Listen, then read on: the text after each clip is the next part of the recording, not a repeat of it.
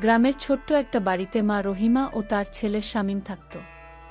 শামীমের বাবা মারা যাওয়ার পর রহিমাই তাকে একা হাতে বড় করেছে। তার একমাত্র লক্ষ্য ছিল শামীমকে সুশিক্ষিত করা এবং জীবনে প্রতিষ্ঠিত করা।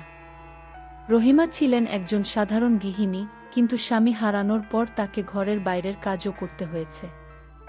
স্থানীয় কিছু বাসায় ঝিয়ের কাজ করে কোনোভাবে সংসার চালাতেন। শামীম ছোটবেলা থেকেই খুব মেধাবী ছিল। তার পড়াশোনার প্রতি গভীর আগ্রহ দেখে মা সবসময় গর্ব করতেন। কিন্তু সংসারের অভাব তাকে পিছিয়ে রাখতে চাইছিল। অনেক সময় বই কেনার টাকা থাকত না, স্কুলের ফি দিতে সমস্যা হতো, কিন্তু মা কোনো না কোনোভাবে শামীমের পড়াশোনা চালিয়ে যাচ্ছিলেন। নিজে কষ্ট করে টাকা জমাতেন, প্রয়োজনে নিজের প্রয়োজনীয় জিনিসও বিক্রি করতেন, শুধু ছেলের ভবিষ্যতের কথা ভেবে। শামীমের বয়স যখন 1-2 তখন এক বড় সমস্যার মুখোমুখি হতে হলো। রহিমার শরীর দুর্বল হয়ে পড়তে লাগল, কাজ করতে পারছিলেন না। সংসারে কোনো উপার্জন না থাকায় শামীমের পড়াশোনা বন্ধ হওয়ার উপক্রম হল। কিন্তু রহিমা হার মানতে রাজি নন। তিনি ছেলেকে বললেন, তুই আমার একমাত্র আশা। তুই পড়াশোনা চালিয়ে যা, আমি কোনো না কোনোভাবে টাকার ব্যবস্থা করব গু।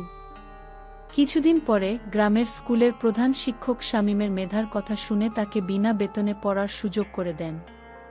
শামীমের মা কৃতজ্ঞতা প্রকাশ করে বলেন, আমার ছেলেকে ভালো মানুষ বানান। ওর পড়াশোনাই আমার একমাত্র স্বপ্ন।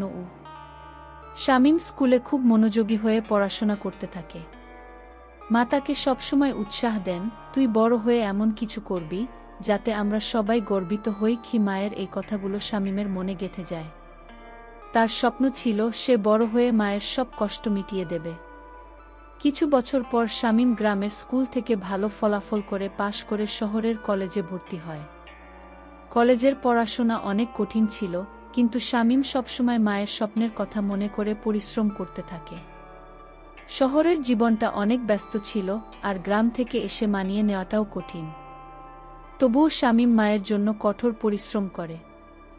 সে প্রতিদিন মাকে ফোন করে বলতো, মা আমি ভালো আছি, আমি ভালো করব, তুমি চিন্তা করো না গি। এরপর শামীম বিশ্ববিদ্যালয়ে ভর্তি হল। সেখানে গিয়েও সে মায়ের কষ্টকে মনে রেখে পড়াশোনা চালিয়ে গেল। মায়ের উৎসাহ আর তার নিজস্ব পরিশ্রমের ফলে সে বিশ্ববিদ্যালয়ে অসাধারণ ফলাফল করে।